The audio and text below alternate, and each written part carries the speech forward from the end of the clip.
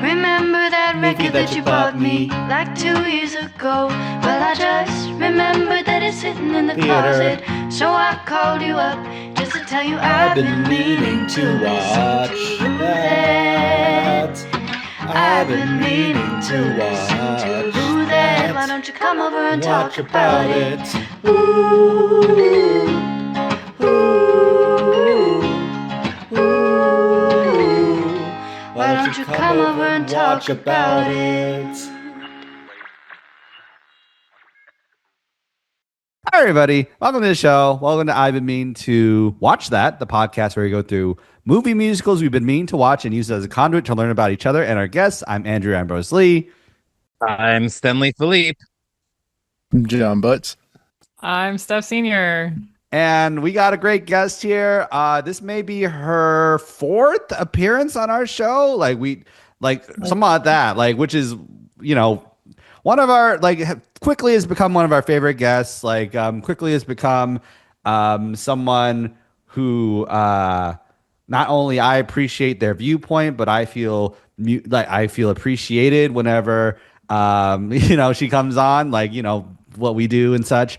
And just just all around a class act. Her story is very inspiring too. But she's a writer on The Shy. Please welcome Racquel Callahan, everybody. Woo! Yeah. Thank you guys for having me. This is a great, it's a movie, but obviously heavy musical elements to it. So I think it's perfect. And I'm a Ryan Coogler stan. So even more. Yeah. How can you not be? You know what I mean? If you like 5 movies for 5. and you don't like Ryan Coogler, Something's wrong. that's right. He's 5 for 5. He's So. like the Arby's menu.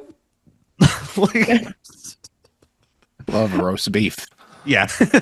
But anyways, let's start there, I guess. I feel like that's a good entry point. What's y'all's relationship to Ryan Coogler? So as a screenwriter, I've heard about him for maybe over a decade now. And I went to Berkeley. He's from the Bay. He was kind of whispers about him were going on. Ryan Coogler. 2010. Yeah, exactly, just like that. And then I saw Fruitvale Station. I was so touched, floored. But I really became a fan when I saw Creed. And that was a perfect movie to me. And I had just started doing screenwriting. I saw that movie multiple times and was in the theater, beating out the format because it was so, perfect. And I started going down a rabbit hole with his interviews. And I was like, hold on.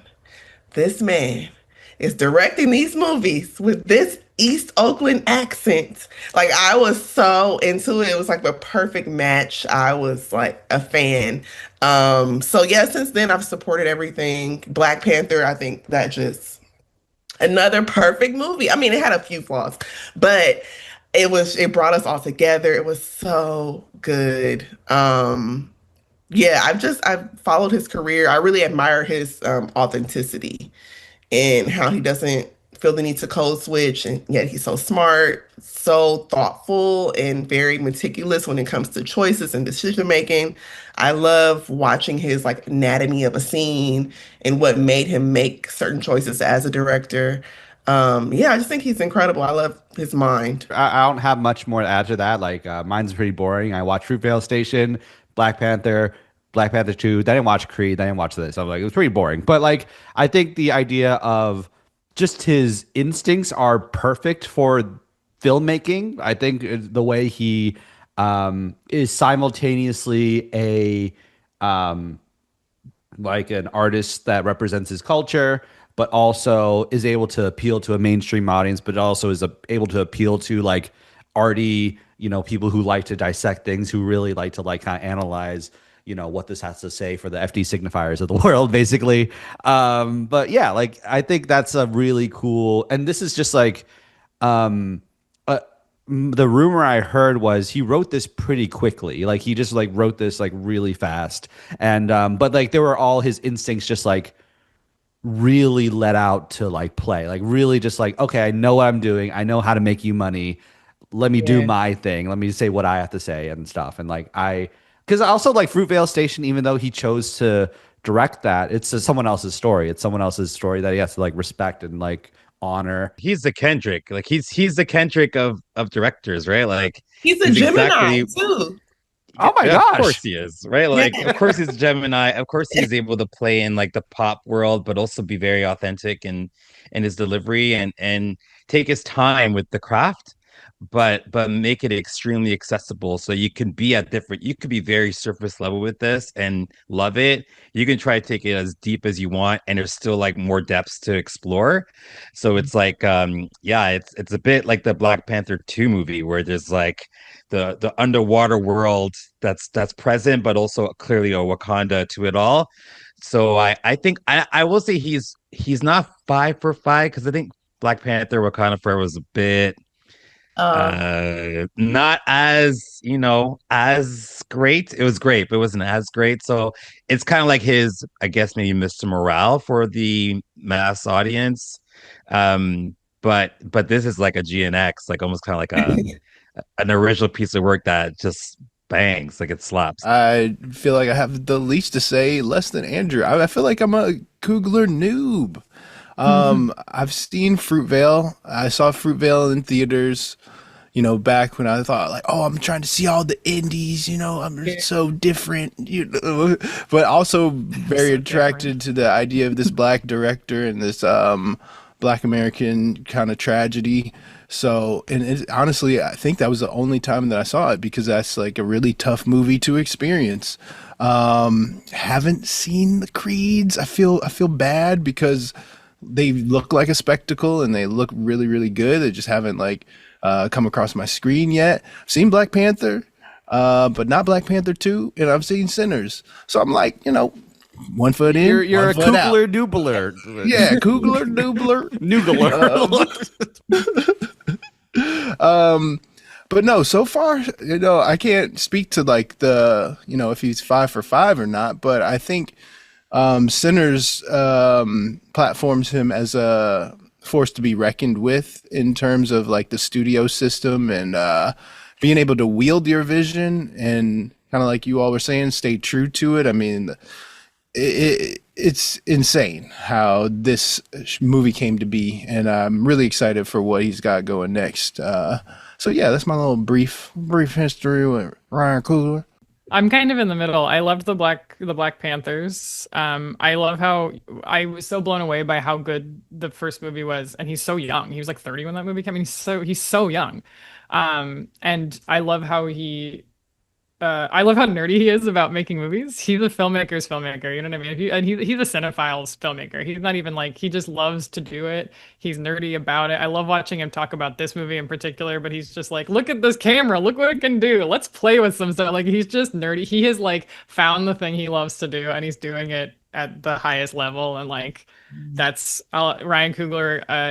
You're gonna have a long career, and you'll always be famous. Like, if anything bad happens to him, I'm gonna be really upset. It really was that. What got me to my seat was the video of him, like with the IMAX film reel, and he was like, "Let me tell you about what this is. This is 70 millimeter film." Just like go deep dive in. I was like, "Oh no, this guy knows his stuff. I'm there." And it's where we could all understand it, right? Yeah, exactly. Yeah. But yeah, like, I guess like I don't want to like stay on this point too long, but just like on like in terms of expectations, I just like had very little. I was just like, I saw the trailer and I knew it was a horror movie, but it didn't really showcase that it was like about music, really, like kind of like that teaser of just like the character knocking on the door and like being scared they're vampires and such, like.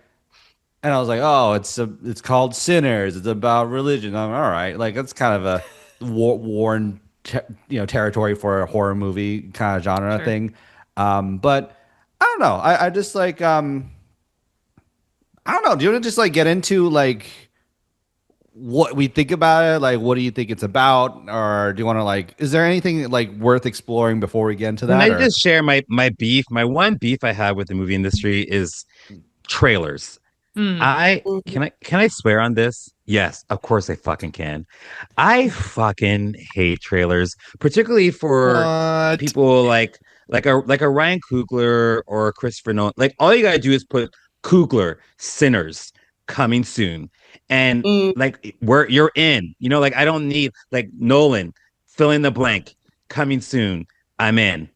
Like I just don't need it. I wish it was really reserved for like some of the indie flicks or for some of the newer directors or artists that may need that kind of visual push to get people to go to the movies. But Coogler, like at this point, like the name resonates so hard. And I mean his trailers were good. Like it didn't really give away too much. But I just wanted to throw that out there. I do think this movie is hard to advertise without. I just, how do you describe what this is? Like three films in one. Like this movie does so much genre hopping. It's like, how do you advertise this? One, without sort of giving away the twist.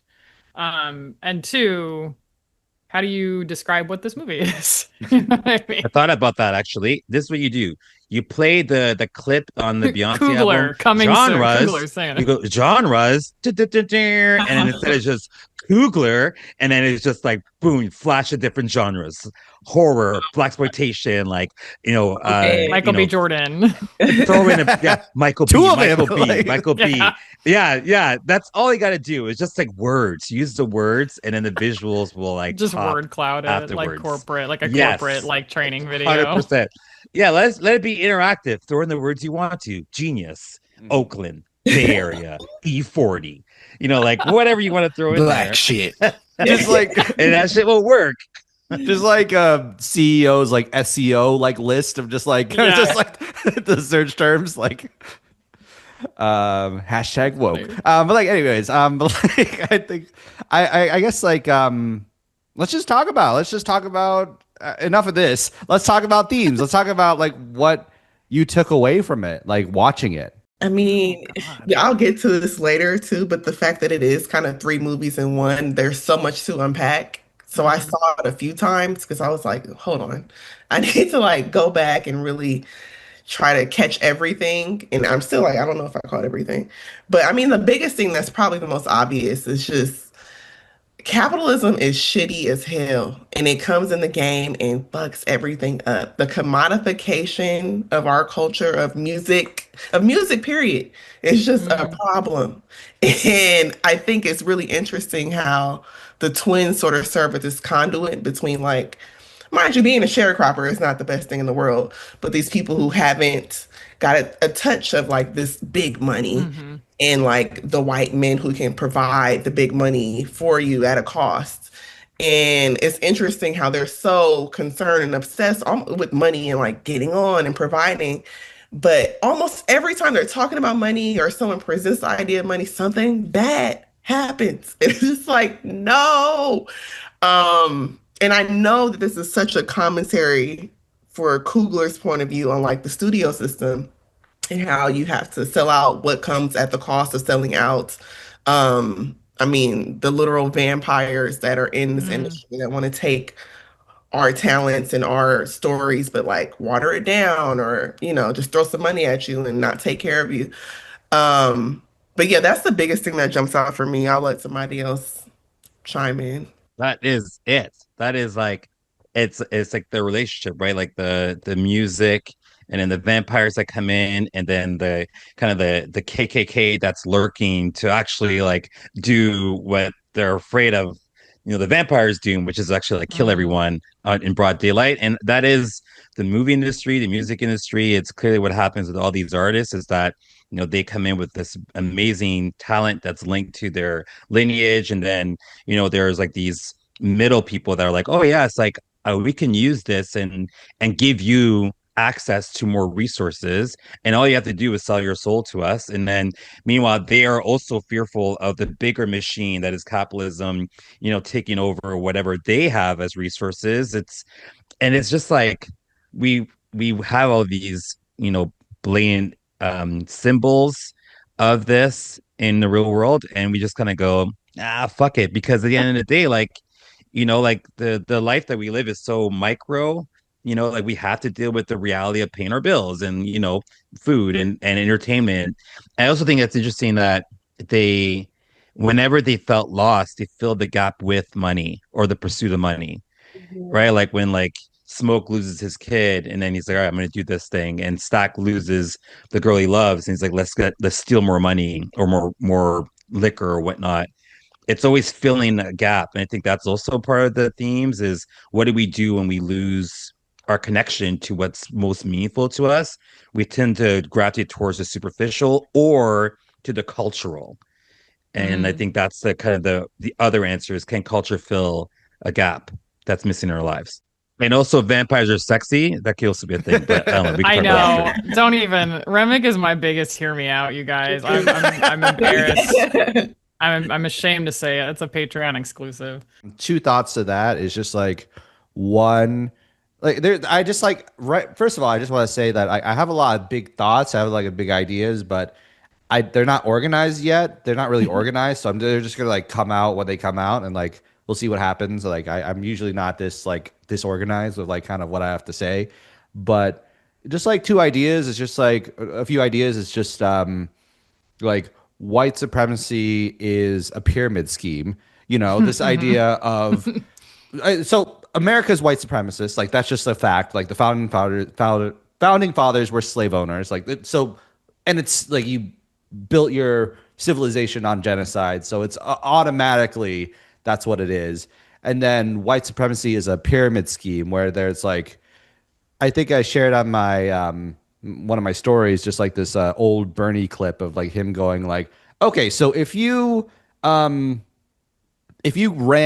right ran on this idea of like, hey, guess what? We're gonna give corporations tax breaks and we're gonna make you suffer. Like they wouldn't like be popular, but they kind of purposely divided people on like these wedge issues so that like people like fight each other, and then like one the white supremacist, like the Confederate team, gets to co-opt like Christianity, gets to co-opt a lot of like different cultures of like Irish culture, Italian culture, all these things into like just like into the hegemony of whiteness. And like that could even also like Asian people are included sometimes, or like some black people are included, some Jewish people are included in that hegemony of whiteness.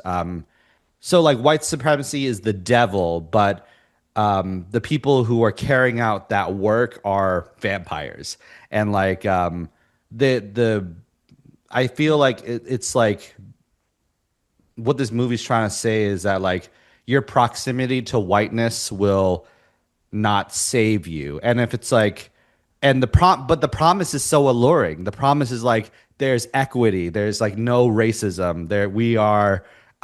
You are on the side of the oppressor, so you won't be oppressed. But the trade-off is like you're dead. The trade-off is like you have no soul, like you and your appetite will never be satisfied. I'm curious how you like marry that with like the framing of like the setup was like Irish culture, the natives, African cultures all had like this sort of cultural relationship to storytelling and like, tethered to ancestry. So how do we get into that framework that you just described, Andrew, with that being the setup? Because that's where I feel like I had some issues with like the vampirism or vampiricism. It's like, if we're saying that like the cultures have alignment in like the starting point of like the lineage, then like where does it get evil despite those sort of commonalities? I'm gonna start a thought that I'm hoping somebody else will help me connect the dots on, because the interesting historical thing is that like Irish people in America, it's interesting that he's Irish because Irish people in America for a long time were not considered white. And this is also like, if when this episode is 6 hours long, we can do like a deep thesis on like what blackness is and like, you know what I mean? But like Irish people in America were not considered white for the longest time. So like that character would have a really different, like an interesting relationship to like whiteness and blackness for that matter, like just because he is part of this culture, or he's part of this community that's been othered. Um, and then also apparently the Choctaw and the Irish have a very close historical relationship. So the Choctaw actually uh, assisted the Irish quite a bit during the British-induced potato famine. Wow. And so it's also like the first time we see Remick, he's running away from the Choctaw, which I think is such an interesting, That's sort a of choice. yeah, that's like an Ryan interesting sort of and his research. othering of him. Yeah, that's incredible. That's Yeah. a great layer. I think in an interview, Ryan Coogler said actually the moment they doomed themselves was when they bought the mill from the white supremacist like Klansmen. Like that's the moment they were dead. Like is because if it wasn't him, you know, if it wasn't the vampires, then it would have been the clan, and if it wasn't the clan, it would have been the mob, and if it wasn't the mob, then it would have been the mill would just run out of business. It just like would have like not been sustainable. So like a lot of immigrants like they're not like they either were like taken like to America like by force, or they emigrated from somewhere because of either opportunity or because they were like they had no choice or something like that. And so if it's a white supremacist society, then the second you spend $1 in this, like it's kind of like it's the tagline is we're all sinners. And I think it's also like it's just like that's the conundrum they're like and I think the question that's raised is like is it possible to decouple these things, or is it better to just stay pure? Like, is it better to just like kind of stay as pure as you can be? And I think the Christianity is a way to stay pure. The just like staying like holding on to your culture, holding on to the people you know you could trust. But it only takes like one person to accidentally invite someone in to like ruin everything. So That's sort of the connection to the music a little bit too, right? Because like the blues in particular is a completely American art form, right? And like and it in its own way is like a form of insane rebellion against right white supremacist fucking slash America, you know, is like everything white people brought is from somebody else, but the blues is strictly American, and maintaining that in the face of people telling you not to and trying to take it from you. And like I think, sorry, the thing you said about sinners too is making me think that like we're all sinners. If you're like the sin is the pureness is the white supremacy, and the sin is the rebellion against that. Well, see this, yeah, Anyway, this go right. I Stenley. think it's very interesting because it's like I took it as the pursuit of the eternal, and where like Remick and I guess the vampire proxies, their eternal was linked to this surface level, right? It's like, hey, I want to live forever, and if I become a vampire and I convert all my loved ones or the people I admire or whatnot, then they get to live forever too, right? So like Stock's kind of like, listen, like we got it, like we got our freedom. And then conversely, what Sammy is able to create is a space of eternal connection to one's culture and one's lineage and heritage. And that's the one thing you can't steal is that culture. You can commodify it, you can monetize it, you can duplicate it, you can rebrand it, but you can't actually steal the lived experience of the folks that came before, and then those are going to come after. And so Christianity is actually the deception of eternal life, right? To Black people or to folks who follow Christianity under the guise of an escape, when in fact it's actually another kind of system linked to white supremacy. So his dad is like Sammy, like do not do the blues music because that's going to bring the devil. But in actuality, the structure of Christianity is holding the pureness of the blues back from the people who need that pureness in order to stay connected to their lineage. And so I think when he says sinners, like we are all sinners, but not all sins are equal. So Sammy's sin of betraying his father is actually the thing that keeps him alive, whereas his his cousins trying to do right by their people, they're committing the ultimate sin by bringing them to the slaughter. And so there's like a lot of these like moments that you can kind of slip up, and ultimately like what's the right way? I don't know. On the macro, clearly there's a better way for our quote unquote our people, but on the micro, like for Remick, like this was the best way to continue on is by turning these people into his people. So it's like you can almost like not really fault him that much post vampire transformation for wanting to transform everybody else, because all he's trying to do is find people to love, and to like feed on. Look at my sick jig also. Like, you get to do this too. You get to know. You get to learn. Yeah. Everybody's Irish dancing. Yeah, I think that this conversation also reminds me of a very kind of controversial take, but it's like, sick Patreon time. But I know not a lot. I know a couple of Black people in America that say ideally, we should have never integrated because that was our first mistake. We're so behind and we're trying to catch up to what whiteness is, and we'll never get there. And so now we're just constantly subjugated. And I think that's kind of impossible to do. But I think one of the messages, like once you buy into whiteness or what the white people of this time were offering to your people of this time, it's like, oh, you're fucks.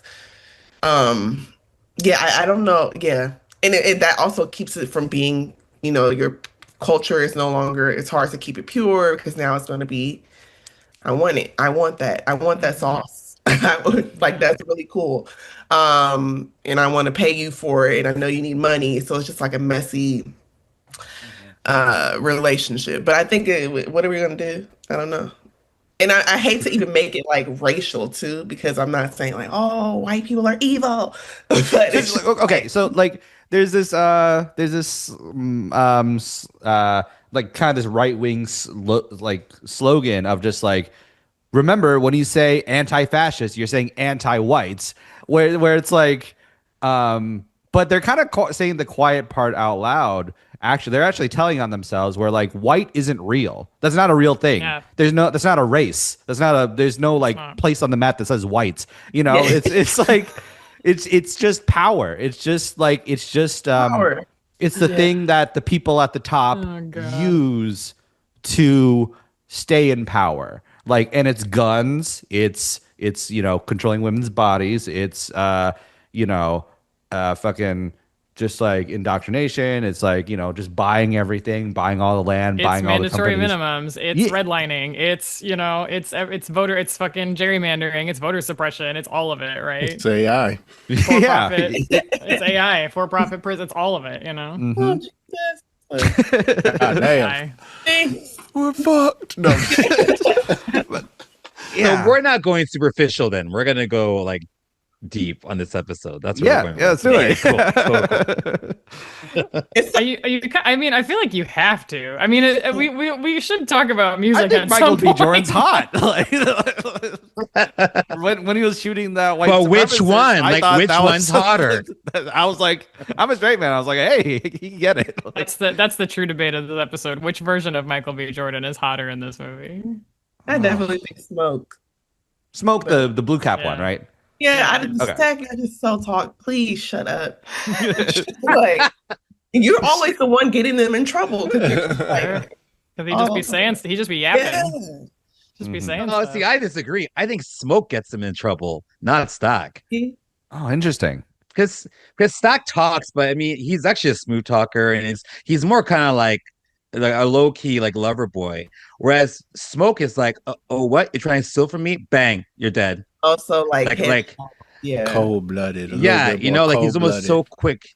Yeah, he's a little more talk than he is action. Yeah, bite. Yeah, yes. But like anyway, white supremacy. I mean, am I right? Totally sorry. Yeah, Good point, because you're like going to go deeper and keep it surface. do it. Yeah, I think what's so interesting is like, Ryan, you are very bold. And the fact that this movie got through with all of the white people and the white supremacy at the top, and you're like, Bruh. the ending, I mean, it's just so many things where I'm like, oh, you are saying a lot, but it's universally loved. It made so much money. You know, I think the way you serve it up in this very theatrical experience that gets everyone on board, but it's so much deep little Yes, but speaking of like the surface, like if you don't have the, history or the frame of reference to really dive deep, you still can enjoy Sinners on that, like, oh, vampire history, Yes. Southern movie, like this is Yeah. crazy. Oh man, that kid Very I've never seen before is blockbustery. amazing. That guy's got a Right. great singing Michael voice. Jordan's on here twice. I think it's like unfortunately, like Kanye brought this point up, like this idea that like when you look up Black Panther on Google, the movie comes up first and then the actual party shows up like at the end, like and like there's like a kind of an intentional so like like his, even though it's such a beautiful movie and it's so perfect and like it does say have a really beautiful message in there, it's like kind of being used, if Disney owns it, then it's going to use it for its own means, really. Don't the rights revert back to him after a certain amount of time, like 25 10, years, 20 and then years or something? It's something like that, and then he owns it like outright completely. Yeah, and isn't it Which also is like wild. if it was successful too, right? Like Yeah. I don't know if that God. was a part of the deal, but I don't know. Don't get me started. That was a whole conversation, and people were trying to say, "Oh, it's going to bomb. It's not going to do well. It's not going to." There's so much undermining, and it's just like we don't have these conversations about these other films. Why are we talking like this about it? Yeah. There's like 12 Transformers movies. Yeah, yeah. Hey! Leave Michael Bay out of this, please. Michael Bay Jordan. Those movies are awesome. Michael Bay. Can't miss. I like that a lot. Yeah. There's two of them. There's Michael Bay Jordan, like the Transformers guy, and the Michael Bay Jordan, like, he's a Bay. Yeah. I should be a rapper. But- come on. But I think like that is kind of the point of everything that we, I guess, as a community has suffered through, and then trying to get out of it, right? Because it's like Jay said, like, you're a hustler, you can sell water to a well. So it's like the idea of taking something, flipping it, and then bringing it back to the people that are part of your community is the real win-win. So by Coogler doing Black Panther under the umbrella of the MCU and recognizing that, yes, he can put in messaging, but at the end of the day, it's still, the mid-scene credit, the end scene credit, and then Black Panther will return for Infinity War or whatever. Like that has to be part of it. But then it allows him the clout or the capitalistic output to then go and do this and say to Warner Brothers, I'm not going to compromise my vision. Take it or leave it, bruh. And then they take it because they're desperate, and then it becomes like this masterpiece. And so I think that's also the almost the conflict. It's like, do you say, like Racquel, like you were saying, like, do you stick to your own and then limit your ability to multiply, or do you play the Game of Thrones and hopefully don't die? Like hopefully you actually live long enough to see yourself become quote unquote the villain, but then also then take those winnings like Robin Hood and bring it back to the hood.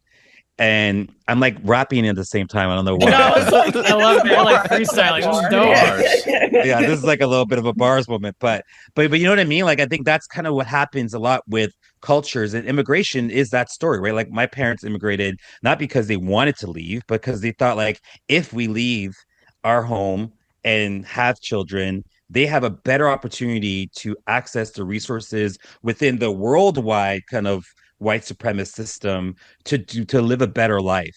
But then by doing that and by succeeding, they then remove their connection to their actual culture and community, to the point where now they're almost like disassociated from it, and it's so painful. And that is the Yeah. immigrant story, right? That's what the Irish can relate to. That's what, the Black Americans or Black immigrants can relate to. I think that's also what the natives have a different kind of perspective because they never left their lands. They were almost kind of like, hey, we don't know about white supremacy. We are people that are kind. Yes, let's have an agreement. Let's talk it out, and then get slaughtered. And then you can see them in the movie. They're like, hey, yo, those are vampires. Don't fuck it up. You know Yeah. what? You're not Cool. listening. We're gone. we're That was totally so- gone. We only tell you once. Only gonna tell you one Yeah. time. We're Yeah, out that's of the here. time. They're like, hey, And this they're guy outta here. sucks, and then you know what I mean? Yeah. Yeah, and then they're just like, peace. You know what? Bye. We tried. It's the best Yeah, fucking part. they're like geniuses. So I think that's really speaks to what we're seeing in the real world. And like today in Canada is Truth and Reconciliation Day. So it's a day where we think about, our lineage, our history in Canada as it relates to the Indigenous communities. And it's a really important day. But then it's like, what happens tomorrow? I Mm. think it's Yeah. also the question. Like what do we do with all this information the next day? Mm. Yeah, this really it makes me feel like Justin Hun, where it's like, I don't have the answers to these questions. Kind of like like, we're not gonna solve it here. Like, like it's like, but it's like, yeah, like it wouldn't get made. Like this movie wouldn't get made if you like didn't shake hands with the devil. This it wouldn't get made. But it's like also, like the. And it's like, again, because it's a white supremacist society, like any sort of intention to sort of like circulate wealth within your community or within your race is very hard to do. Like the what's it called, like the Greenwood, in Tulsa and such, and like like first of all, the massacre of like white terrorists, like destroying and killing people and destroying businesses. But then also like the FD signifier brought this point of like, so they actually rebuilt that place. They rebuilt Greenwood and they rebuilt Tulsa, but they eventually just like rammed a highway through it. They just like built a highway over it. So like they like Black people, minorities are very resilient, but like it's still very hard to like when every opportunity like your soil gets salted over, and then you just have to like keep trying to do anything, like so. That's what made that. Well, this might be highlights, lowlights. But Yeah, let's do it. honestly, Yeah. between both of them, because I saw the movie the first time, not in IMAX. And when the scene came on with The Conjuring and the music from every culture and era, I was really like, what's going on? I was just like, Facts. when the crip walking and the twerking happened, I said, huh. But I watched Hold it again in IMAX and I got the full, and I was like, whoa. And then it made me emotional because, to your point, Andrew, we are so fucking resilient. And all the stuff they try to take and all the thing, every era had its own complication with our presence in society, but yet we still rose and had the most popping music. Like our music, our culture is just, it's everything. And so I love that he did that, but I was like, it went a lot of places. It was so many different things at once. And I was like, oh, but I love everything that he was saying with that scene.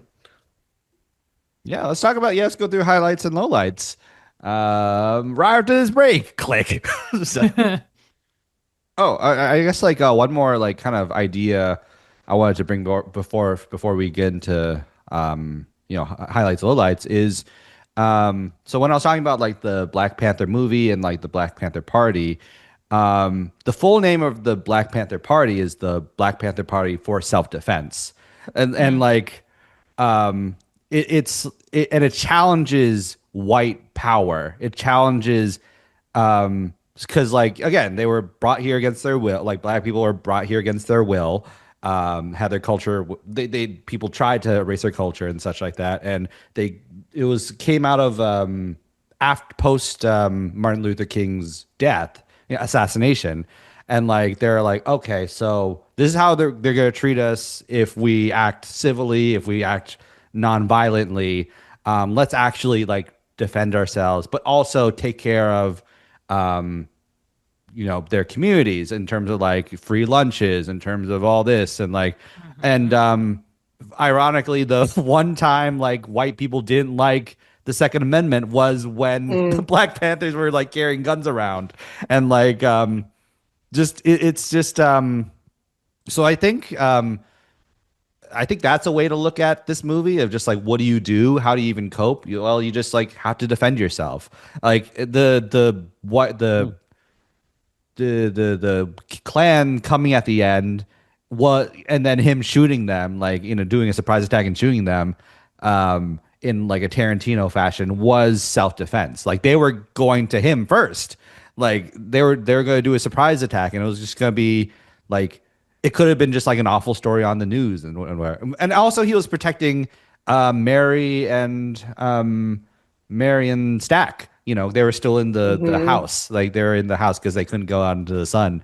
So I think that's just a way to look at this movie and how to operate in the world, Yeah, like that sort of wielding of like firepower is just such a scary thing in America as it pertains to white supremacists and like the black population, right? Like it's so, I don't know. That's one of the most interesting elements of this movie, is just seeing them wield the Second Amendment in a way that it wasn't for them. You know what I mean? Yeah. We're or also is not talking for about, us. Like this character Smoke is a soldier, right? So he was in World War One, and he would have come back. Same. It's happening the fucking every time, right? It's like, hey, we need bodies, so we're gonna draft you because we need people to go fight and die for the country. But when you come back, we're gonna treat you like ass because fuck you. You know what I mean? Because just to be clear, nothing has changed. You're not, you know what I mean? Like that bullshit. It's like that. That's who we're talking about. This person that the American fucking military trained to be this person, like to be this killer, and they fucking hate him for it. Also, that scene, I feel like an awful sociopath, but that scene makes me giggle every fucking time. Like That's my highlight. That's probably my favorite scene. It's so satisfying. It's so satisfying. Like, yes. In real life, you can't, obviously you could, but like, it's like not like that cut and dry of just like, hey, guess what? We put a dagger through the vampire, and like now evil's done. It's just like kind of right. But we like just like, okay, we'll give you a little catharsis at the end, just like to really, it's just so satisfying. Like the scene where where Hogwarts like crawling away, and Michael B. Jordan is just strolling next to him. That shot, I laughed out loud in the movie theater the first time I saw it because it's just so like cavalier. It's so good. Yeah, he and I'm not even like him up. Yeah, I'm not a gun person. I don't love it. That I was like so on board with it. It was so just good. so good. But also, like right before we see Annie, like her spirit and his baby, like this really beautiful. Like I'm like, oh my gosh, that's like he gets to see the afterlife. He gets to be reconnected with his his loved ones, and yeah, I think that, and then he just cuts him like Swiss cheese. Magazine into that guy. It's fucking hilarious. Yeah, this movie is low key funny across the board. It's too much. Like, how do you do all of this in one? Like, there are moments where I was like LOLing. Like, I also rewatched it on Sunday, and like the one scene where what's his name was trying to get in, I forget his name. The big guy, cornbread. Yes. So good. Funny. And when I guess his name was Bo Chow. He was like, "Come on, baby, we got the car running." It's like he's literally eating guy right now. I was doing better till you shot me in the ass. Like, just little fucking one-liners. That's a great and everything that comes out of Delta Slim's mouth. Slim. I was gonna say my highlight. Slim by far. Phenomenal. Yes, the greatest.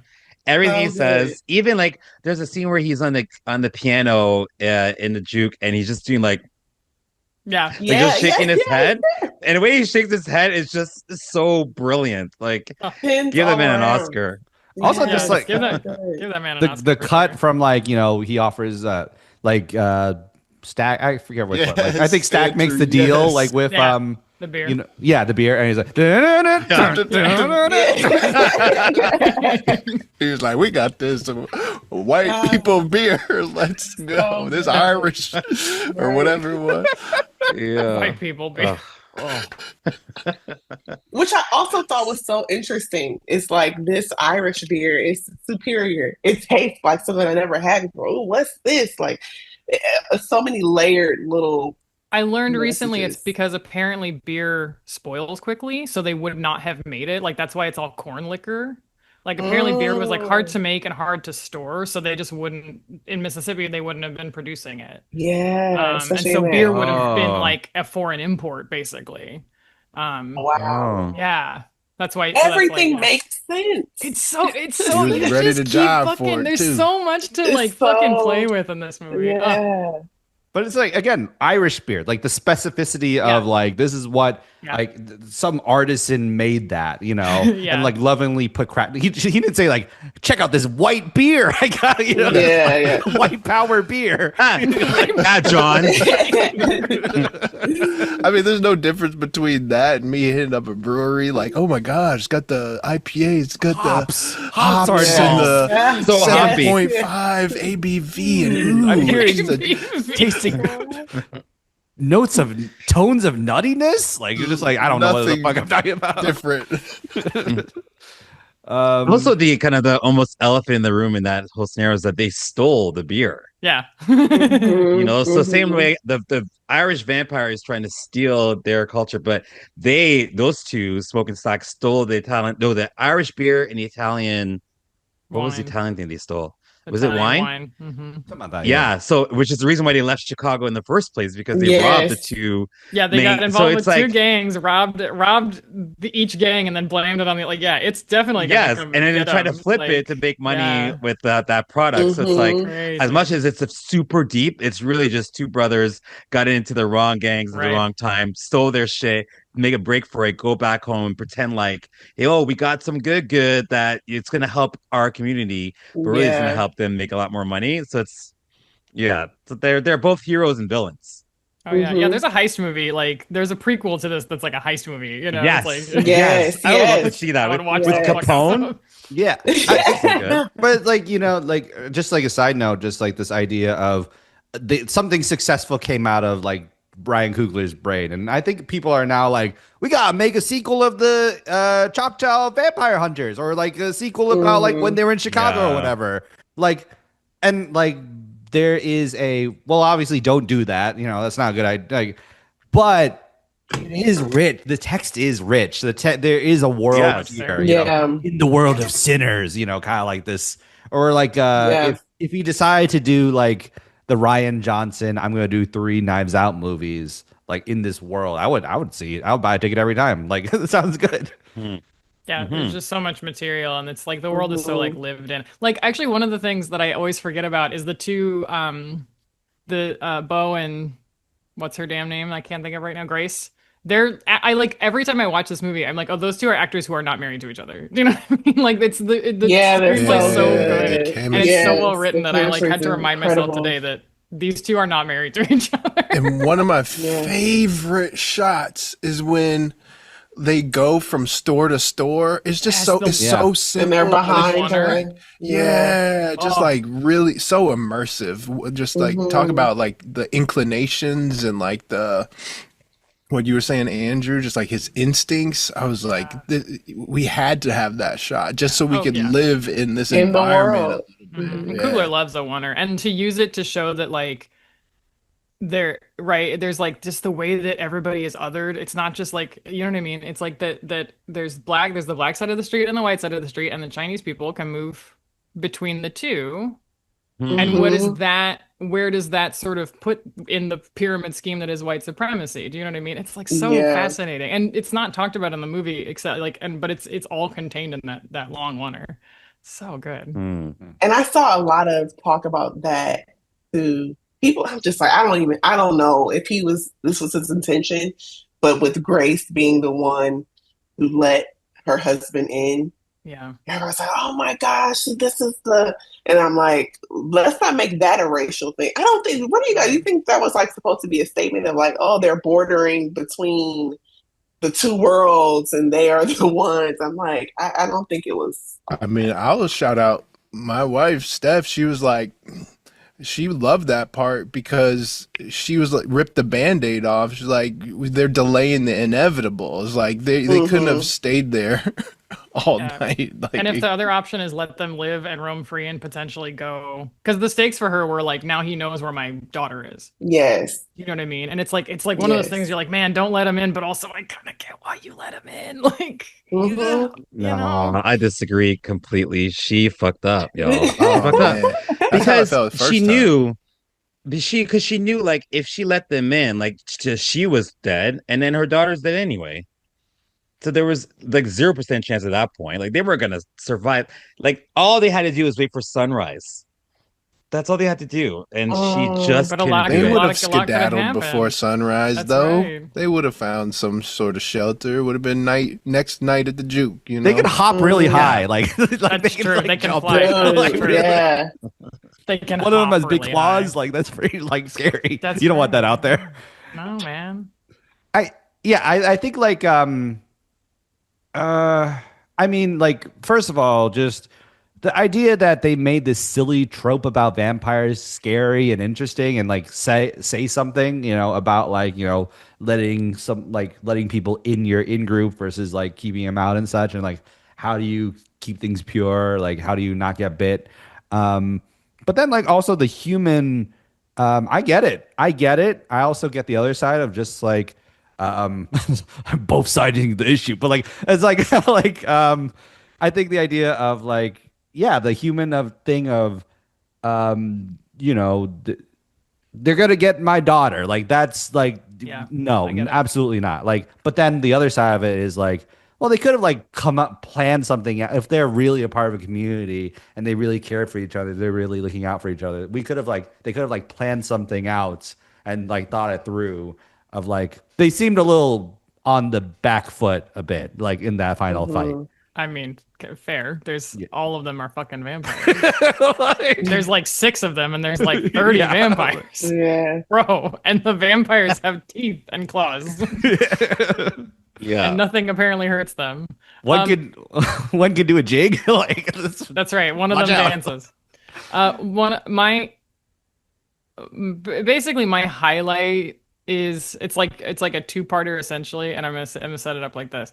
One of my favorite parts of this movie that unlocks the movie for me is the scene in the car where they pick up Slim and he's telling the story about his friend getting lynched, and then it turns into just him singing.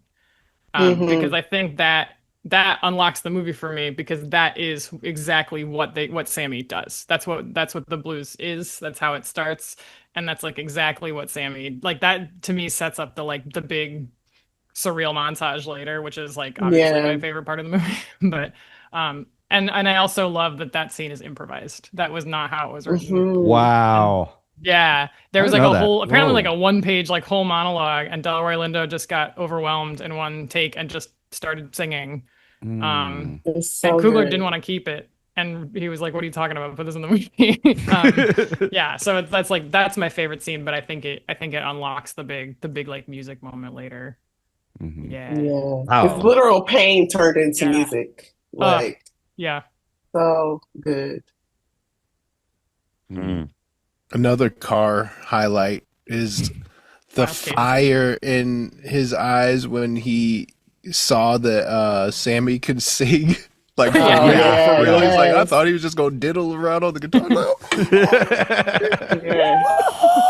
Yeah. Movie star Coogler moment. Hold Like, on. all of us in that moment, we were like, Move- "What the fuck?"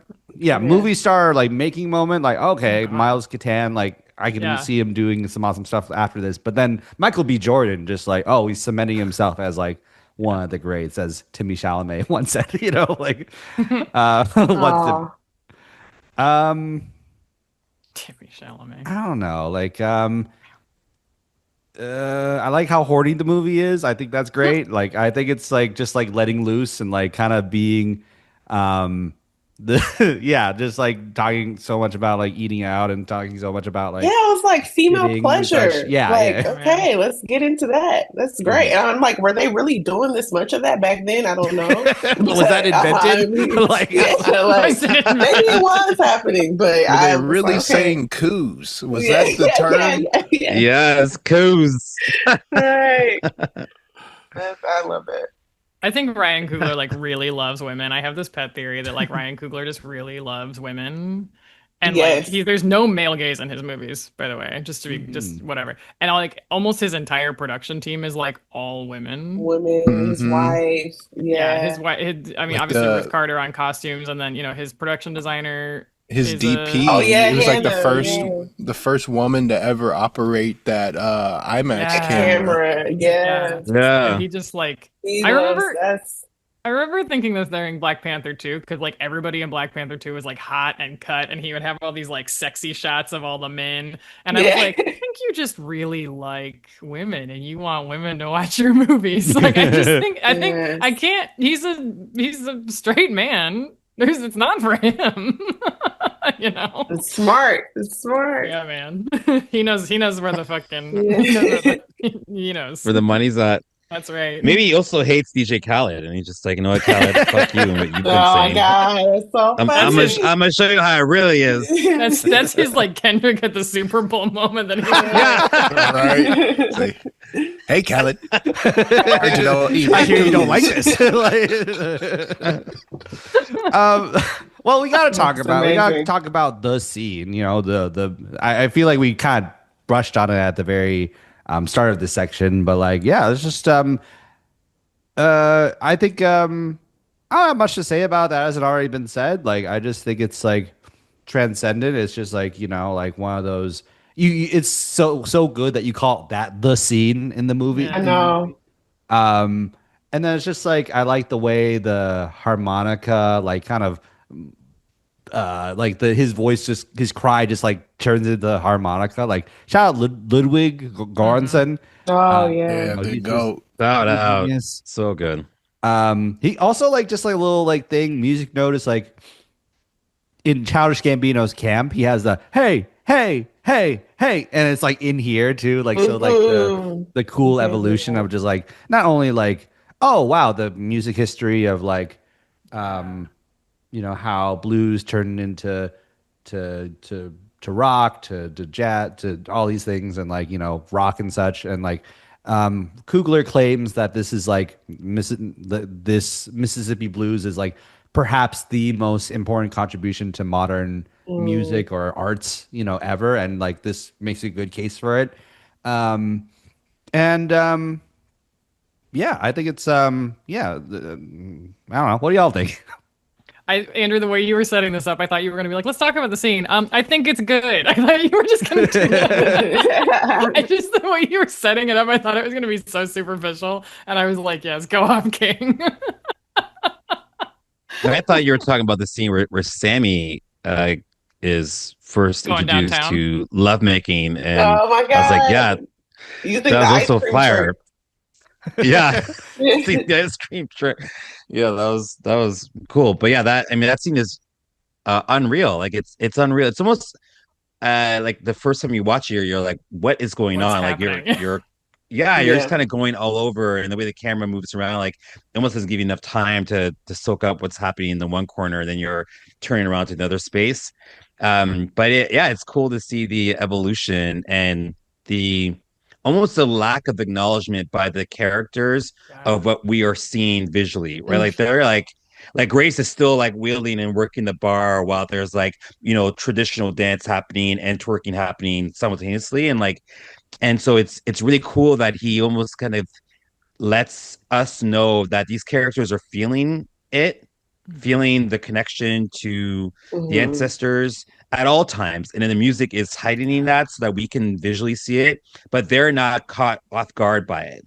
It's like at their most natural state, their most kind of organic state, it is what it is. Like the ancestors are always around, blessing and dancing and having that tribal kind of output.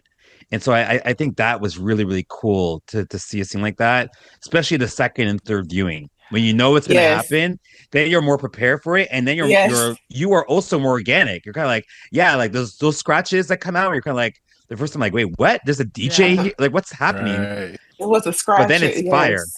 Yes. Yeah, Yes. yeah. But then the ancestors, but then also just like the future too, and just like knowing that, we said the resilience, but also like the iterative nature of like what black people bring to American culture is also gets me excited for like what we do next. Look, Yeah, like I don't even yeah. have like the vision for it, but we gonna pop off with something else cool. And yeah, I don't know. That scene is impeccable, and like that one, like I've seen like videos and of it, but it's like the one with the mask, like very draped out. Like that one is a very stark, and doing the footwork. Like that's such Oh a yeah, the stark Chicago visual. footwork. Or yes, yeah. Yeah, stark visual, and like makes me want to dig into like the nature of that dance and celebration, because I was surprised to even see that in the like an American movie. You know what I mean? Hmm. Yeah, I Yeah, remember. but Yeah, the first time I saw that scene, I was like, Ryan Coogler, you are just showing off now. Like, Yeah. I think that's like a thesis statement for him as a director. It's just like, it's just showing off. It's amazing filmmaking. It's just unapologetically black, which is his signature, I think, in all of yeah. his films. And it's just like, man, it's so good. Because like there were I didn't understand that was a Bootsy Collins reference. I had to be told that. Do you know what I mean? Like there's Mm, things in there that I was like, I don't know that I know all these references. I'm here for this whole scene. But like it like um I felt sort of uh outside of it in a way that I thought was really enjoyable because I was like I like this, but I know that there's mm, things in here that just aren't for me, and I think that's really cool because I know that there's going to be people who are like this is fucking totally for me. I was like really because then actually when the Chinese dancers came on, like I'm yeah. my heritage is it's Japanese, it's not Chinese, but I like that those guys show up at the end and like that made me emotional. Like you know what I mean? It's like just Yes. that the idea of it connecting to something closer to me was like that made me emotional, and that was yeah, man. Come on, Coogler. If he never does So anything else, good. he's done this. Yeah, and like also like as an Asian person, kind of being included in that moment a little bit, like Yeah. was really cool. Like, and yeah, it's Important. like the solidarity of like, I think this identification of like it's not white versus black. It's like, just like all these different cultures like Hmm. who've gone through different struggles, like trying to make sense of this, and like, we Hmm. have to protect each other. We have to look out for each other. I think it's so beautiful. It's such a beautiful, it's incredibly beautiful. Yeah. Yeah. Rainbow Coalition moment. Yeah. Yeah. Hmm. Hmm.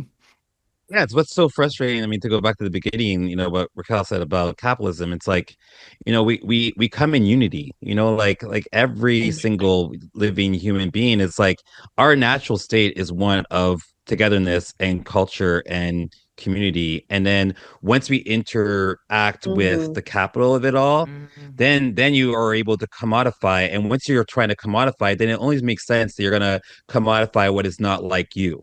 And it just so Hmm. happens that the originators of the capitalist society or systems were of a particular complexion, and therefore they are continuing to do just that. But the Kuglers of the world who are unapologetically black, what they're saying, I think, is, hey, all we're trying to do is create space. But if you're not Hmm. going to allow us to create space that is for us, then we're going to take space in force, or we're going to exclude access to what is so Mm, valuable to the external, right? So, when it comes to like music, for example, like no other, the idea of the blues, like you're not allowed to do it. And not because you don't have rhythm or blues in you. It's just that if you're not going to allow the originators to be the pace car of the creation, then you can't be in the race. And so yeah. I think that's the real kind of intention of Kugler's discography. Sure. Kugler's filmography is to kind of showcase moments where um, external forces force an exclusion of self, and therefore we Mm. must then turn eternally and then internal could be micro individual or macro culture or community, and then that leads to Black Panther. It leads to this. But yeah, Black Panther is a hero for everyone. Like everyone could do like Yeah. Wakanda forever, but if you want Wakanda to be forever, you got to dismantle the other CIA agents are allowed to, 100%. Shout out Martin Freeman. Yeah, yeah. You know what I'm saying? Like, I think that's kind of where it's interesting. And this is like the tragedy of America is, so everyone's born, they didn't consent to be born. I think as just like blank slate people, like everyone has more things in common like than difference. But then once the out group makes it their mission to destroy the other group, then it's either them or us, or we have to kill the vampire. We have to kill the vampires, or they kill us. It's real, or we let them bite us and we live forever. We become one of them. Yes. That's really hard. Like it's no. It's like assimilation and annihilation. Yeah, at the same time. It's assimilation. like- Yes, exactly.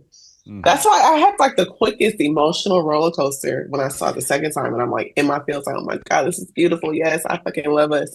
And they peel back and you see those motherfuckers just staring and like envious and like, how can I get in on this? And I'm like, oh my God, this is the story of the commodification of our culture.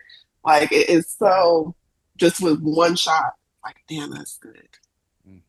And I don't have this formed, but I think we have to like bring up the seemingly insider, but also outwardly out group that is Haley Steinfeld's character, and like Mary, how she kind Who of can go back and forth, go between and but also became like kind of the catalyst for everything to start to fuck up. I know. To some but there were multiple catalysts, I guess, but like she was the one who actually brought it into the juke. Yeah. Yes. But again, you feel for her. Like her life must have been very lonely and like sad and just like one foot in one culture, one foot in another, and then just like not quite fitting in either. Or maybe like passing and then feeling isolated, feeling weird about it, being separated from your loved ones and your family and such.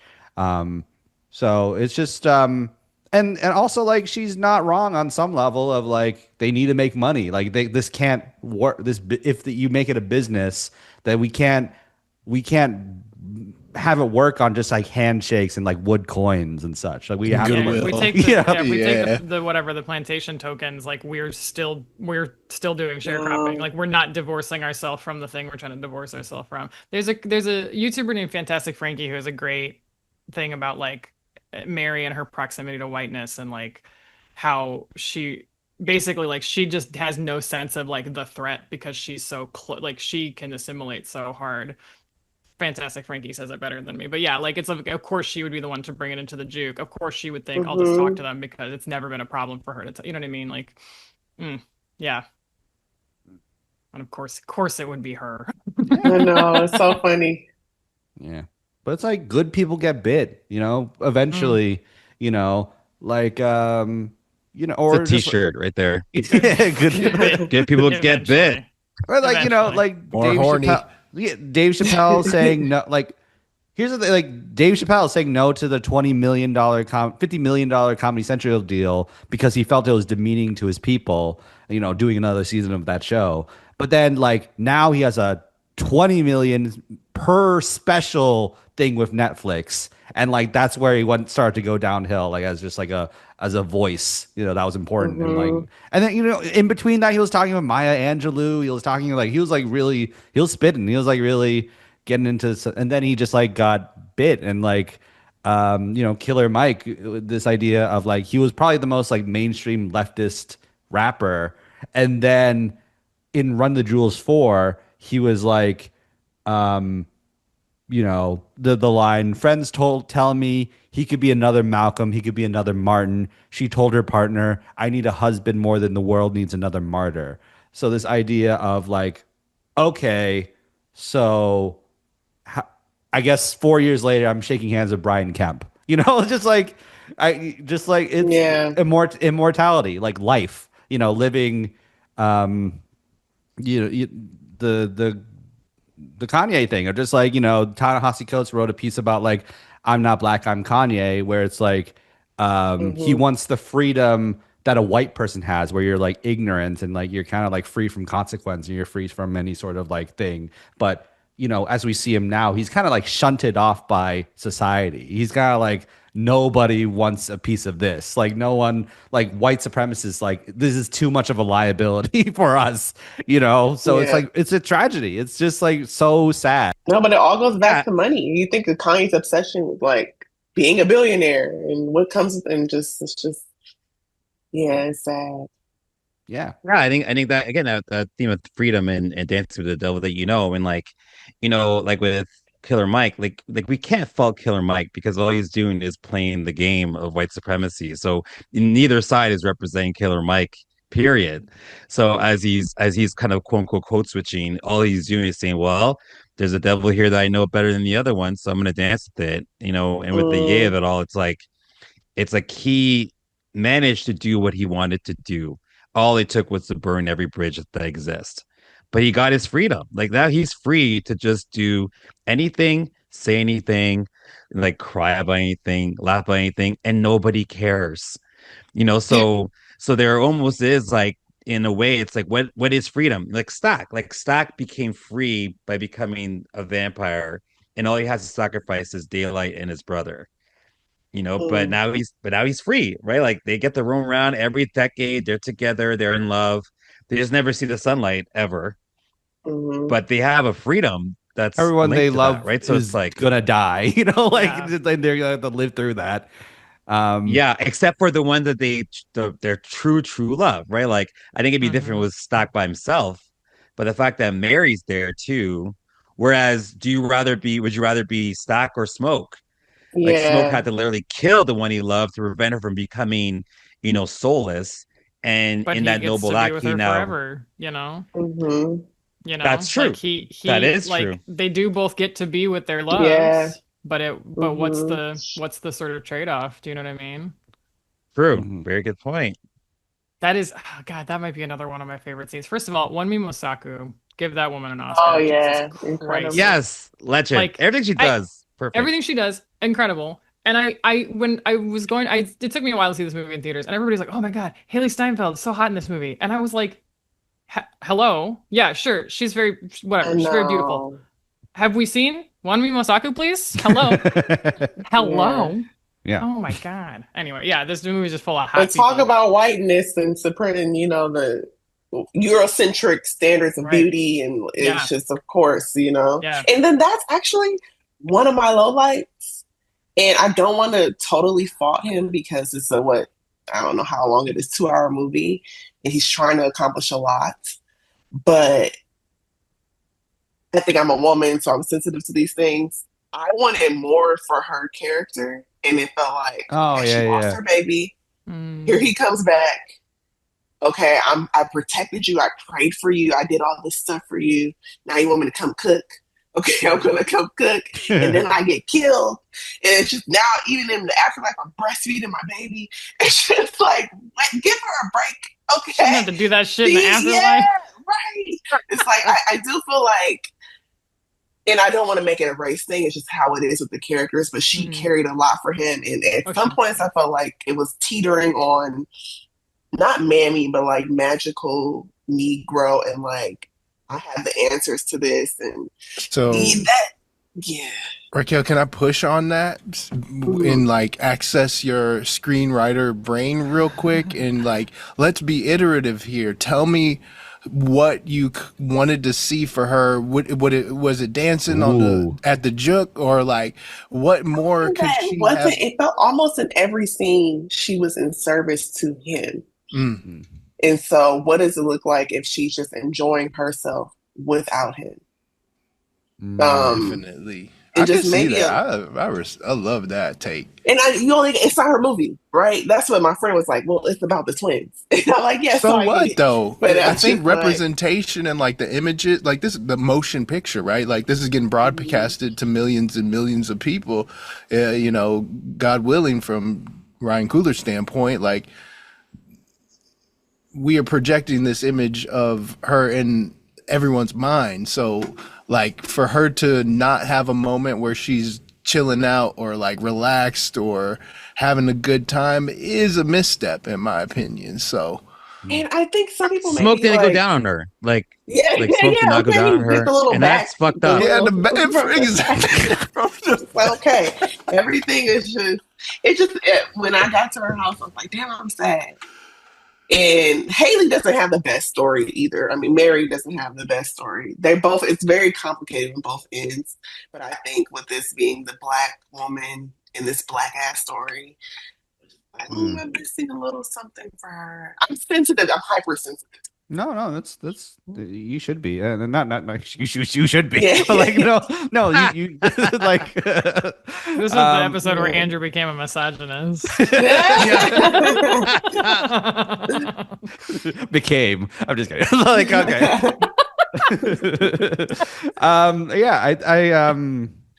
I want the only thing is just like not defense, it's just like this idea of like, well, she is the one who clocks that they're vampires, like because she's like the one like very rooted in her culture, like and like hoodoo culture, like this is like also the first time I've seen this in like a mainstream movie at all, like, and it should be taken as seriously as Christianity, like as like a a faith or like a belief system. I think that's like it's not weird or crazy or anything like that. It's like it's anything that's not Eurocentric is invalid and such. Like that's not true. I also she's feel taken seriously. She's taken seriously as the authority on the shit that's going down. Like as soon as the shit goes down, she's like garlic, wood, and everybody's like cool. Like there's no moment where there's no like moment where they argue with her. She's like some shit is happening and that bitch got up and walked away when you shot her. Some shit is going down. Like they were willing to ignore that. They're just like, everybody was fine with it, and she was like, "What the fuck is going on?" Yeah. Any other thoughts at the end? First of all, how many opportunities in the film? This is like just screenwriting, great screenwriting. Is how many times in the film Sammy's given an opportunity to walk away from the blues. Smoke threatens to kill him. His father says like he's multiple times given an opportunity to walk away from it. And at the very end, he like runs to, he's about to be killed by a vampire. And he's like, okay, I think religion will save me. And then I love the trope of it not working. I think that's like a horror movie trope. Like I guess the sort of overall highlight is like Ryan Coogler was like, I want to make a horror movie, but we're not going to do any of the shit you normally do. Like, you know what I mean? He was like, take that trope, throw it out the window. And I love that the like religion isn't what's the thing that sort of nail in the coffin is religion doesn't save him, the guitar saves him. And that's the like, and then Buddy Guy, by the way, and then just a little button up fucking great. Buddy Guy. That's the highlight. There's this like Kumail Nanjiani has this joke where he says, people tell me like the Quran says women can't drive, but if the Quran said the women can't drive, then I'd be at mosque right now. Just like this idea of like there's you just saw a ton of evidence that there's like devilish forces in the world. Like, like there's like, I think there's a valid, like, okay, I'm going back to church. I'm listening to my dad now.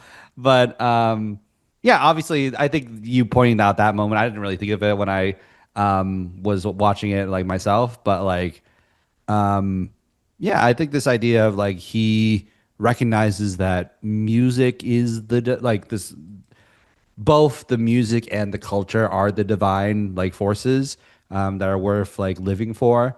And I think like what another just like kind of I don't want to stay on this too long and make it personal about my own life, but like I'm really working through like my thoughts on Christianity and religion and such. Like I grew up very Christian religious and stuff. And it's associated with my family. Like, my family had a church and such, and I'm just like watching like what's happening and like how it's being used for how white supremacists have like seized on that, like the vampires do on like they try to do on like these other cultures. But like Christianity or like all these religions were made before white supremacy were created. Like these ideas were created. So like you want to get to something holy, you want to get to something spiritual, but you have to uncouple it from Mhm. these forces. But is that even possible? Like, is that even like, do I really have to like think Charlie Kirk is good? You know, do I have to really accept that? Like, it's like, and obviously, in my head, I'm like, obviously not. But Yeah. man, everyone else, damn, man. Like, I think this out. I really related to Sammy's like kind of struggle with all this stuff. I love how Sammy at the end kind of says like, even though he's like he thinks about that night every day and it keeps him awake or whatever, but up until it was the greatest night of his life. And Yeah. religion is kind of like a car. Like you can use it to surprise your mom on her birthday. You can use it to kill your neighbor the next day. But the drive is still very important and it's still necessary, right? So I think like with religion, especially like the connection to something greater than yourself is so important. Now, just because you're connected to something greater than yourself doesn't mean you have to accept those who are kind of using that connection for the worst of us. But you can still be part of it. I think like in my own like religious spiritual journey, like I used to go to church all the time. And I don't go anymore, and I feel less guilty about it because I'm like, well, look at the people who are utilizing this institution for bad. But the connection I have with God, it's still there because I understand that there is something greater that allows us to, even if we fail, to try, and whether that's God or love or whatever you want it to be, as long as it's not something that's superficial, then that for me is your religion, and you got to keep praying to it. um Mhm. yeah, I think it's super important. There's something so interesting too in this film about the parallel of like Sammy conjuring and that level of spirituality that like everybody goes with him because he's inviting them in. He's a preacher in his own way, right? He's leading a Mhm. congregation versus Remick leading a cult, right? They just do what he tells them to do. Like I haven't totally connected the dots on that one, but I was really struck by that one of the times I watched it, that like they're both sort of conjuring and they're trying to put a group together, but the way that they're Mhm. doing it is not, it's so Mm. drastically different. That scene also is awesome when they're outside and doing the jig and like they're singing that Mhm. what's that It's so song? out of pocket. I think Rocky Road to It's Dublin. yeah, Rock it's over really it's Yeah, like yeah. the So out of most pocket, but it's so absurd good. moment in the entire It's movie. campy. It's Yeah. definitely It's Yeah. campy. funny, Yeah. it's scary though. It's like Yeah. really like But racking their me up the song really suspense. works. I'm like, oh, Yeah. this is a good Yes. little Irish jig. Like kind of a banger. Yeah, Like, Yeah, yeah. they Yeah, jigging it like a is a banger. motherfucker. have you seen It is a did you ever banger. see there was like a trend, like it was like a TikTok, like social media trend that was what song would the vampires play to get you out of the tube? And it's just Oh like yes, yes. What were some that were what were some examples? a lot of Paramore. Oh yeah, yeah, Yeah. fully endorsed. Yeah. Oh, yeah. I'll be out. That's funny. That's a great trend. I wish I saw that. That's hilarious. We should go on TikTok. I was like, that's a good app, owned by good people. But like, Nothing bad has ever happened on TikTok. nah. Okay, so let's go through final thoughts and rings. I guess the way this works is we'll rate this movie out of 10 with a fun metric at the end. I suppose you could rate the album too. Yeah, who would like to go first? Okay, I'm gonna give this 8.5 griots Yeah, out of baby. 10. Okay, The Conjurings, The Source. Yeah. Okay. I'm gonna hop in there. Yo, I love the genre flipping. This movie is hilarious, underrated comedy. But for my rating, I'm gonna handhold with Racquel and do 8.5 Coozes. Yeah, I think this is just so good. Like I already explained why I love it. I think just like what I have to say though, just like as a final button is like fascists make propaganda, but artists make art. It's just like Yeah. and this is a piece of art.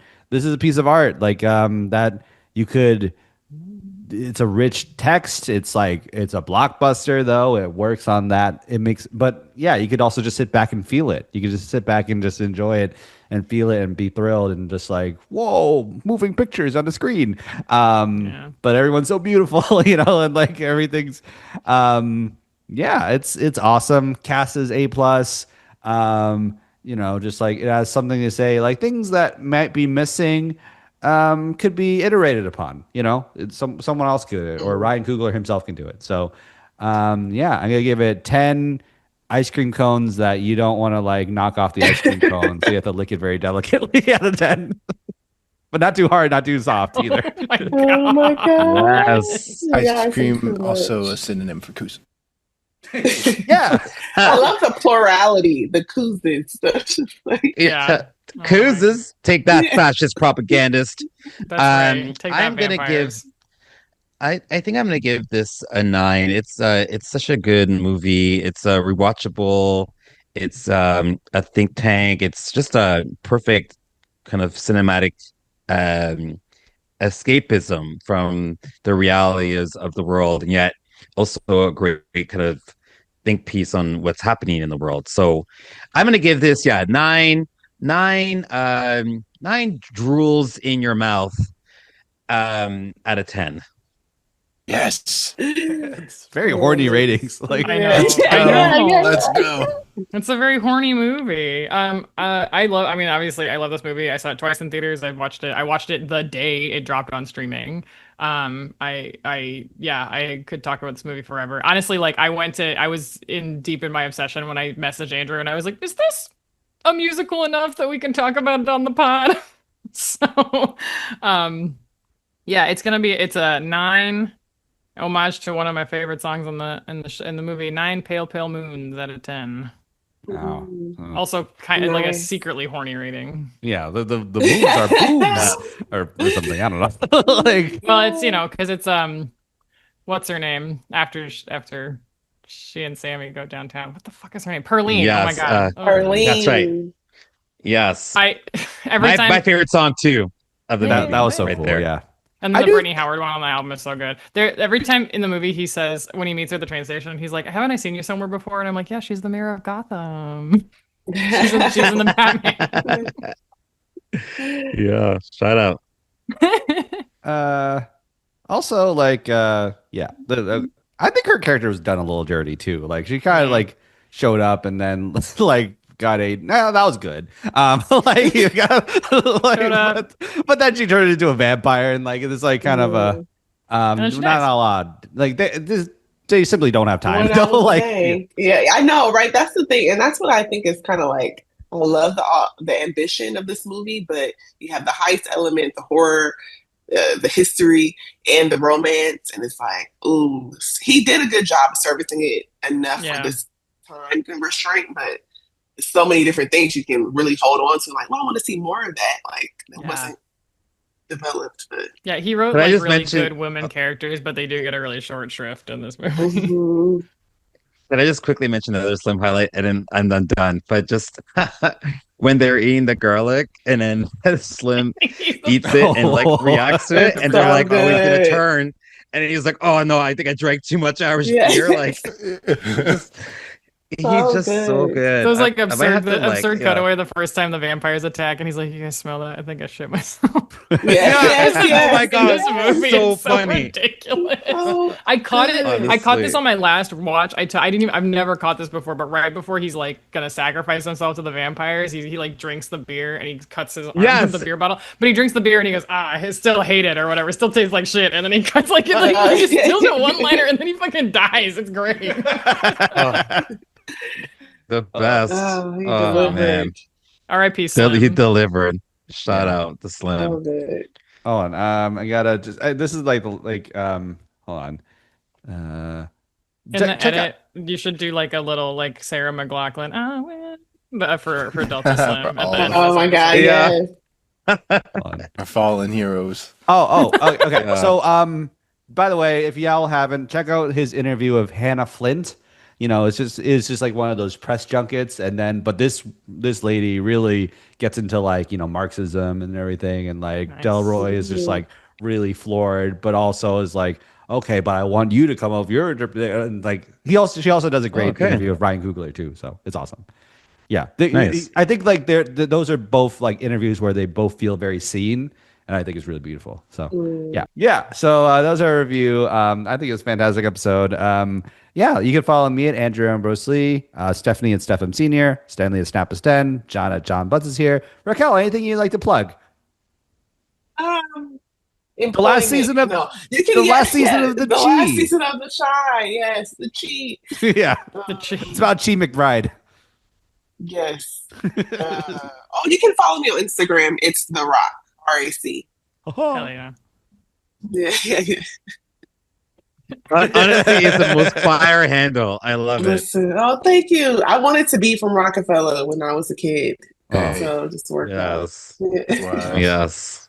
Yeah, like also like if you want more Racquel, check out our our acid rap episode, our GNX episode, our Damn episode. GNX. Yeah, Damn. And next week, I believe she'll be on for Starline, Chance's Starline. Oh, this is gonna be so exciting. Yeah. Yeah. So, Racquel, any final sentiments before we conclude? No, I just really enjoyed this conversation with you guys. It helps you to like love the film even more. I love all the point of views, the takes. It's just, this is great. I always love it here. Yeah. I'm happy to do my first movie with you guys. It's great. I love it. Yay! Yeah. Well, thanks so much, everybody. Have a good day. Click. Coos? I don't know. Yeah. Oh my God. Don't stay at the juke after dark. Go home. Go home.